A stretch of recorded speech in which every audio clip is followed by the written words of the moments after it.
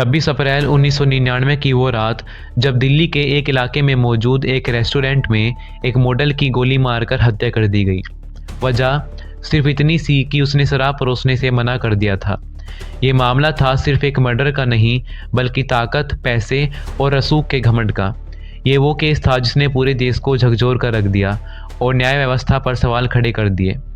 तो चलिए आज हम आपको ले चलते हैं जेसिका लाल मर्डर केस की उस काली रात में, जहां सच, झूठ और इंसाफ की जंग ने भारत के इतिहास में एक नई कहानी लिखी। कहानी में आगे बढ़ने से पहले अगर आप इसी तरह की और भी वीडियोस देखना चाहते हैं तो हमारे चैनल को सब्सक्राइब कर नोटिफिकेशन ऑन कर लें। कहानी की शुरुआत होती है दिल्ली के सबसे वीआईपी रेस्टोरेंट से। साउथ दिल्ली के मेहरौली में पहले पुरानी हवेली टाइप के घर होते थे, जिनके थे वो उसे नए ढंग से बनवाने में लगे थे। कुतुब मीनार से कुछ दूर एक जर्जर बिल्डिंग को नया किया गया और उसमें एक रेस्टोरेंट खोला गया। इसकी मालकिन थी ब्रिटिश नागरिक बीना रामानी और उनके पति जॉर्ज मेलहार्ट। मई 1999 के पहले हफ्ते में जॉर्ज को 6 महीने के लिए कनाडा जाना था, इसलिए बीना ने 29 अप्रैल 1999 को अपने पति को एक फेयरवेल पार्टी दी। पार्टी में शराब सर्व करने के लिए मॉडल बुलाए गए। इस पार्टी में शामिल होने दिल्ली के अलावा मुंबई से भी कई बड़े नामी गिरामी चेहरे आए थे। बीना ने रेस्टोरेंट में शराब सर्व करने के लिए मॉडल जेसिका लाल और सायन मुंशी को बुलाया था। ये दोनों मॉडलिंग के साथ फिल्म इंडस्ट्री में जगह बनाने में लगे थे। 29 अप्रैल की रात 8 बजे से दोनों ने पार्टी में आए मेहमानों को उनकी पसंदीदा ब्रांड की शराब सर्व करनी शुरू की। यहाँ एक अहम बात ये भी थी कि शराब सर्व करने के लिए लाइसेंस इस रेस्टोरेंट के पास नहीं था, लेकिन पुलिस की मिली भगत से उसे इसकी छूट थी।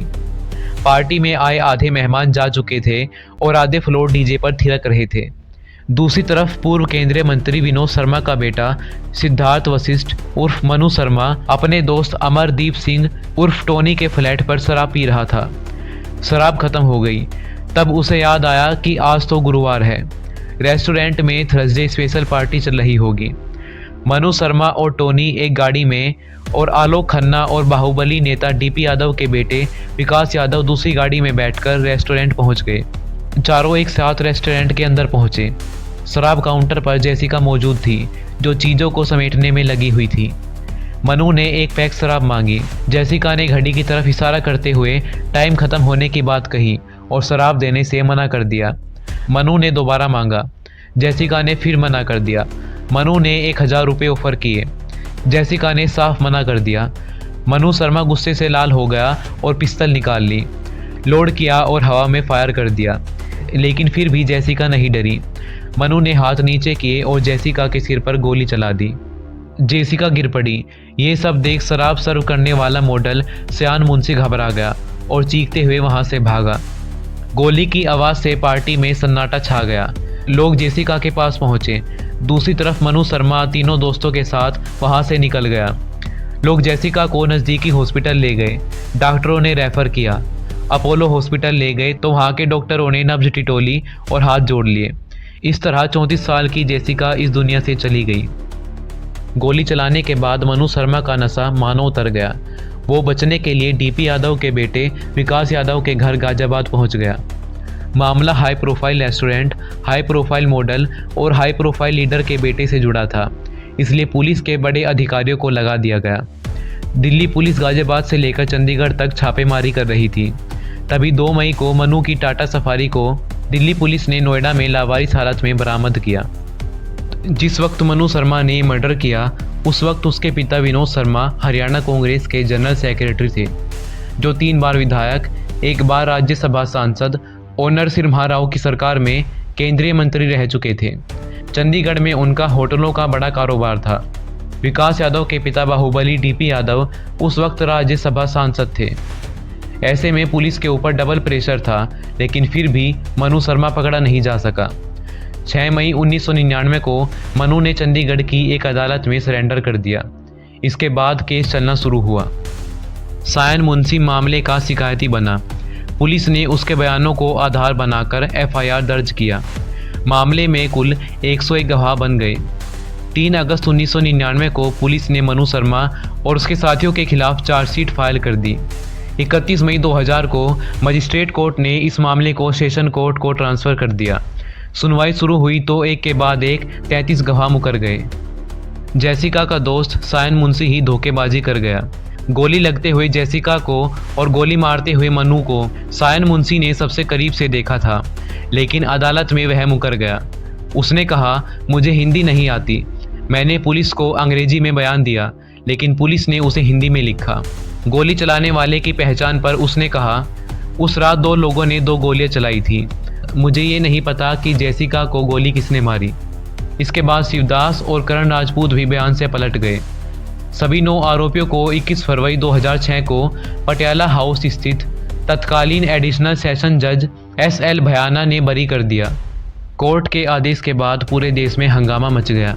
जेसिका की बहन सबरीना लाल के साथ पूरे देश में बड़ा कैंपेन चला। सबरीना ने दिल्ली हाई कोर्ट में याचिका दायर की। इसी दौरान सायन मुंशी एक स्टिंग में फंस गया। जेसिका मामले में उसने कहा था कि मुझे हिंदी नहीं आती, लेकिन तहलका के 2 रिपोर्टरों के सामने वह बढ़िया तरीके से हिंदी बोलता रहा। दिल्ली हाई कोर्ट में इस पक्ष को भी रखा गया। साथ ही बीना, मालिनी और जॉर्ज के बयानों को आधार बनाया गया और 20 दिसंबर 2006 को मनु शर्मा समेत सभी को दोषी करार दिया गया। मनु शर्मा को उम्र कैद की सज़ा सुनाई गई। दिल्ली हाई कोर्ट के फैसले के बाद मनु सुप्रीम कोर्ट पहुंच गया। मनु का पक्ष रखने के लिए देश के सबसे नामी ग्रामी वकील राम जेठमलानी खड़े हुए। जेठमलानी ने सुनवाई के दौरान कहा, पुलिस मनु शर्मा को फंसाने की कोशिश कर रही है, जबकि जेसिका को किसी और ने गोली मारी है। सुप्रीम कोर्ट ने 19 अप्रैल 2010 को राम जेठमलानी की दलील को खारिज करते हुए हाई कोर्ट के फैसले को बरकरार रखा। आज़ाद भारत की यह पहली घटना थी जिसमें मीडिया और जनता ने मिलकर सिस्टम को झकझोर दिया। पुलिस, अदालत सब अपने काम में लग गई। जनता उनसे सवाल पूछने लगी। आखिर में सच की जीत हुई और इंसाफ मिला। इस कहानी का दुखद पहलू ये भी रहा कि जेसिका की मौत के बाद सबसे अधिक संघर्ष करने वाले उनके पिता अजीत लाल फैसला देखे बिना इस दुनिया से चले गए। 2018 में जेसिका के परिवार ने मनु को माफ़ कर दिया। 2 जून 2020 को दिल्ली के डिप्टी गवर्नर अनिल बैजल ने मनु शर्मा को रिहा करने की अनुमति दे दी। इसके बाद जेसिका की बहन सबरीना लाल ने दिल्ली की तिहाड़ जेल के वेलफेयर ऑफिसर को एक पत्र लिखा। कहा, उसे अब मनु की रिहाई से कोई आपत्ति नहीं है।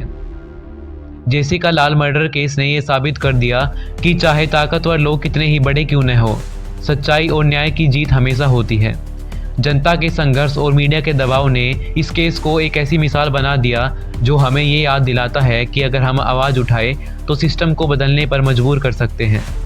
जेसिका की मौत भले ही एक दर्दनाक घटना थी, लेकिन उसकी कहानी ने हमें इंसाफ की ताकत में भरोसा करना सिखा दिया। आज भी यह केस न्याय और जनता की एकता का प्रतीक बना हुआ है। आपकी इस मुद्दे पर क्या राय है, कमेंट बॉक्स में ज़रूर बताएं और ऐसी ही और वीडियोस के लिए चैनल को सब्सक्राइब करें।